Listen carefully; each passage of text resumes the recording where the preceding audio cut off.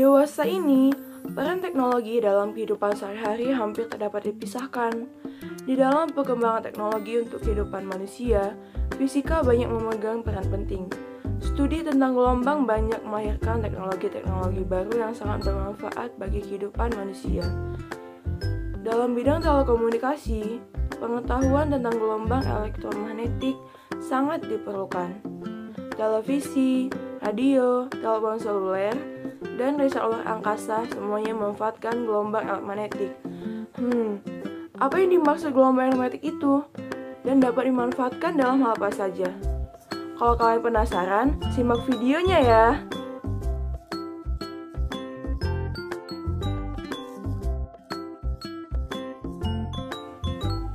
Assalamualaikum warahmatullahi wabarakatuh.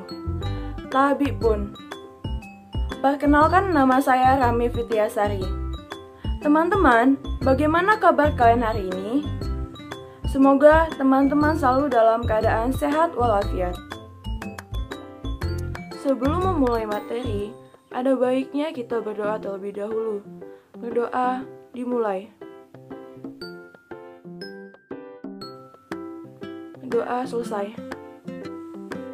Teman-teman, kalian telah mengetahui ya pada awal video tadi bahwa teknologi baru memanfaatkan gelombang elektromagnetik. Pada bab ini kita akan mempelajari radiasi elektromagnetik.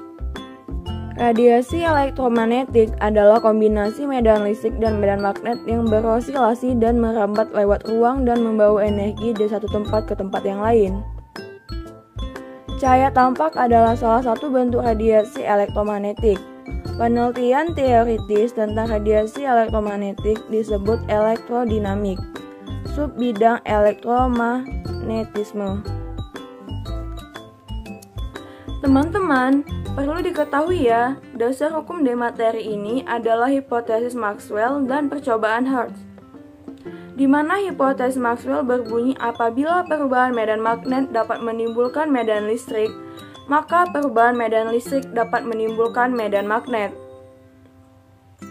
Percobaan Hertz adalah ketika Hertz membangkitkan gelombang elektromagnetik melalui dua elektroda bola yang diinduksikan tegangan sehingga menghasilkan percikan api. Percikan api yang dihasilkan transmitter berpindah ke reseptor dalam bentuk gelombang elektromagnetik. Berdasarkan dasar hukum yang saya jelaskan sebelumnya, dapat kita simpulkan rumusnya sebagai berikut. C sama dengan 1 per akar mu 0 dikali E0. Dengan C adalah kelajuan gelombang elektromagnetik, E0 adalah permitivitas listrik, dan mu 0 adalah permeabilitas magnet di ruang hampa. Mula-mula kita akan membahas mengenai radiasi elektromagnetik yang mempunyai dua sifat, yaitu sebagai gelombang.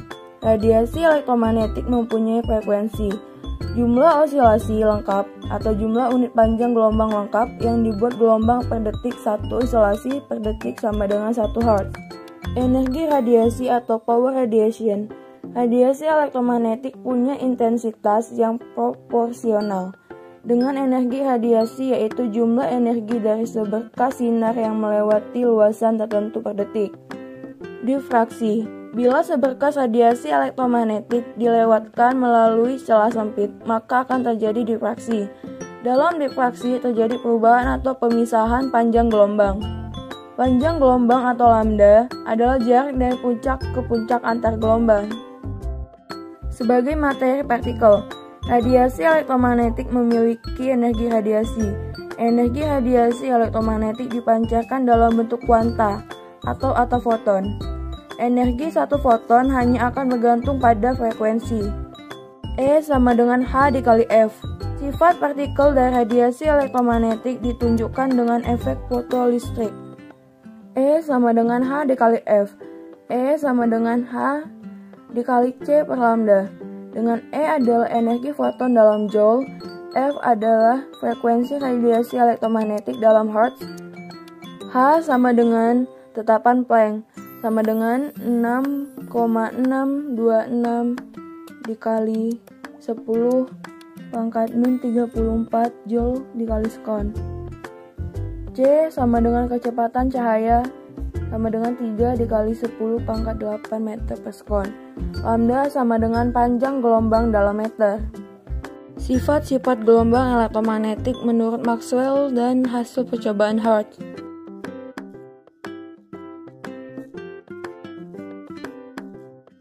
Sumber gelombang elektromagnetik. 1. Osilasi listrik. 2. Sinar matahari yang menghasilkan sinar ultraviolet. 3. Lampu merkuri yang menghasilkan inframerah. 4. Penembakan elektron dalam tabung hampa tanpa keping logam yang menghasilkan sinar X atau yang digunakan untuk ronsen. Kelima, inti atom yang tidak stabil menghasilkan sinar gamma. Selanjutnya kita akan membahas spektrum gelombang elektromagnetik. Spektrum artinya urutan berdasarkan panjang gelombang dari panjang gelombang terbesar ke panjang gelombang terkecil, atau dari frekuensi terbesar ke frekuensi terkecil secara teratur. Semakin pendek panjang gelombangnya, semakin besar frekuensinya. Warna radiasinya semakin besar. Spektrum gelombang elektromagnetik. 1. Sinar kosmo, 2. Sinar gamma, 3. Sinar X, 4. Sinar ultraviolet, 5. Sinar tampak atau Meiji-ku Hibiniu, 6. Sinar inframerah, 7. Gelombang mikro, 8. Gelombang panjang atau radar dan TV, 9. Gelombang radio.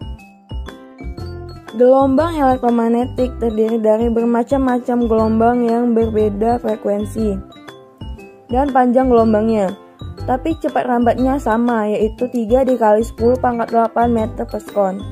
Hubungan frekuensi, panjang gelombang, dan cepat lambat gelombang dapat dirumuskan C sama dengan F dikali lambda, dengan keterangan C sama dengan cepat lambat gelombang, F sama dengan frekuensi, lambda sama dengan panjang gelombang.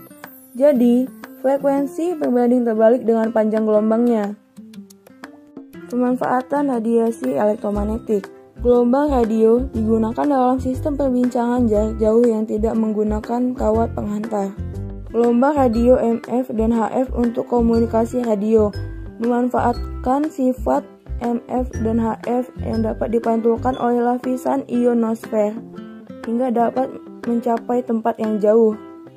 Gelombang radio UHF dan VHF untuk komunikasi satelit, atau memanfaatkan sifat gelombang UHF dan VHF yang dapat menembus lapisan atmosfer atau ionosfer sehingga dapat mencapai satelit.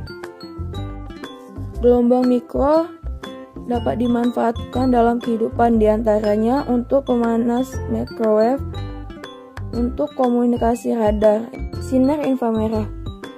Kondisi-kondisi kesehatan dapat didiagnosis dengan menyelidiki pancaran inframerah dari tubuh.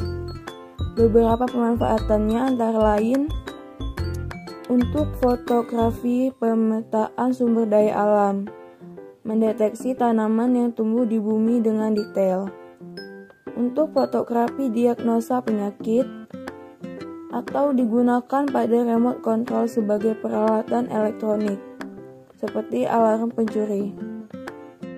Sinar tampak, pemanfaatannya antara lain membantu penglihatan mata manusia, penggunaan sinar laser dalam serat optik pada bidang telekomunikasi dan lampu senter. Sinar ultraviolet, pemanfaatannya antara lain untuk proses fotosintesis atau asimilasi pada tumbuhan, membantu pembentukan vitamin D pada tubuh manusia. Sinar X atau sinar ronsen, pemanfaatannya antara lain dimanfaatkan di bidang kesehatan kedokteran untuk memotret organ-organ dalam tubuh seperti tulang, jantung, paru-paru, atau melihat organ dalam tanpa pembedahan atau fotoronsen untuk analisa struktur bahan atau kristal. Sinar gamma, pemanfaatannya antara lain dimanfaatkan di dunia kedokteran untuk terapi kanker, untuk mengurangi populasi hama tanaman atau serangga. Dampak radiasi elektromagnetik. Radiasi adalah pancaran perlambatan energi tanpa medium. Ada dua jenis radiasi, alfa dan beta. Radiasi gelombang elektromagnetik juga ada dua macam, radiasi ion atau frekuensi tinggi dan radiasi non-ion atau frekuensi rendah. Dampak radiasi ion. Radiasi gelombang radio, sutet, penurunan jumlah sperma, radiasi ponsel, Alzheimer, radiasi sinar inframerah, perubahan dalam lensa mata, radiasi cahaya tampak, kebutaan atau flash blindness, radiasi ultraviolet, melanoma atau tumor pigmen hitam pada kulit, keriput, tai lalat, bintik-bintik hitam pada wajah, dan lain-lain. Agar teman-teman dapat memahami materi ini, mari kita coba mengerjakan contoh soal. Contoh soal 1. 1. Pertanyaan berikut yang bukan termasuk sifat gelombang elektromagnetik adalah: A. Merupakan gelombang longitudinal. B. Dapat merambat di ruang hampa. C. Dapat merambatnya tegak lurus. D. Dapat mengalami pembiasan. E. Dapat mengalami polarisasi. Silakan pause videonya terlebih dahulu untuk mencari jawaban. Pembahasan. Sifat-sifat gelombang elektromagnetik adalah: 1. Merupakan gelombang transversal. 2. Mengalami pemantulan, pembiasan, interferensi, infraksi, dan polarisasi. 3. Tidak dapat dibelokkan medan magnet atau medan listrik. 4. Mempunyai kecepatan 3 dikali 10 pangkat min 8 meter per sekon. Jadi, yang bukan termasuk sifat gelombang elektromagnetik adalah yang A. Merupakan gelombang longitudinal. Contoh soal 2.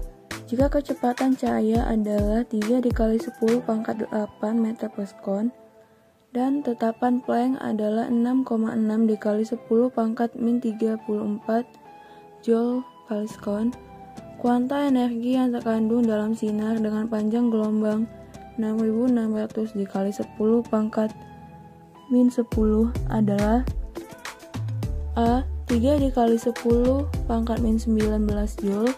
B. 4 dikali 10 pangkat min 19 joule. C. 5 dikali 10 pangkat min 19 joule. D. 3 dikali 10 pangkat min 17 joule. E. 4 dikali 10 pangkat min 17 joule. Silakan pause video terlebih dahulu untuk mencari jawabannya. Pembahasan. Diketahui C sama dengan 3 dikali 10 pangkat 8 meter per sekon. H sama dengan 6,6 dikali 10 pangkat min 34 joule sekon.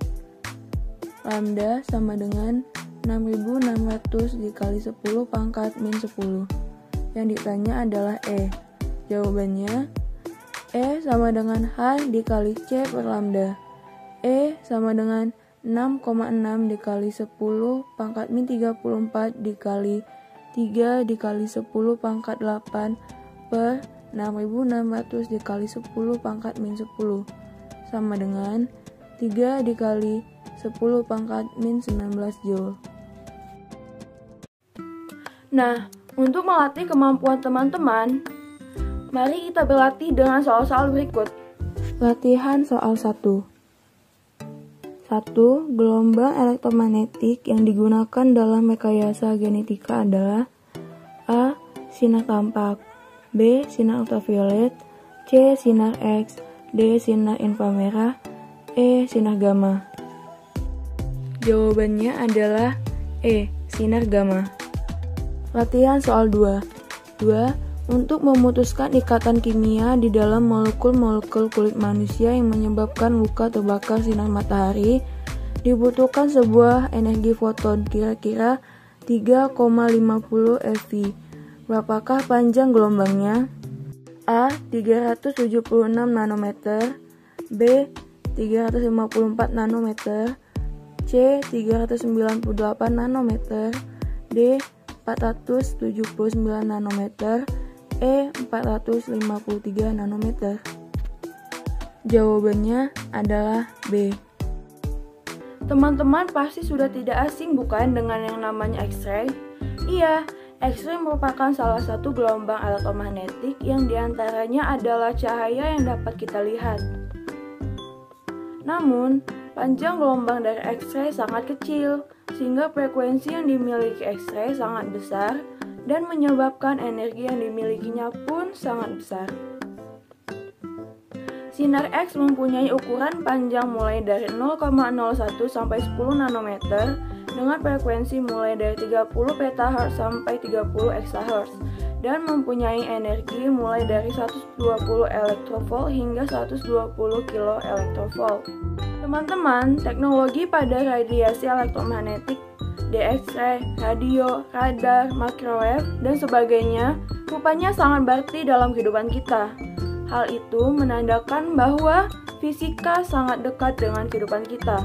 Tanpa fisika, mungkin kehidupan kita tidak akan semaju saat ini. Baik teman-teman, waktunya kita mulai diskusi. Silakan pause video ini untuk memulai diskusi. Untuk teman-teman, jangan lupa belajar dan banyak baca buku ya. Terima kasih telah menyaksikan video ini sampai habis. Saya harap video ini dapat bermanfaat pada kita semua. Saya akhiri. Wassalamualaikum warahmatullahi wabarakatuh.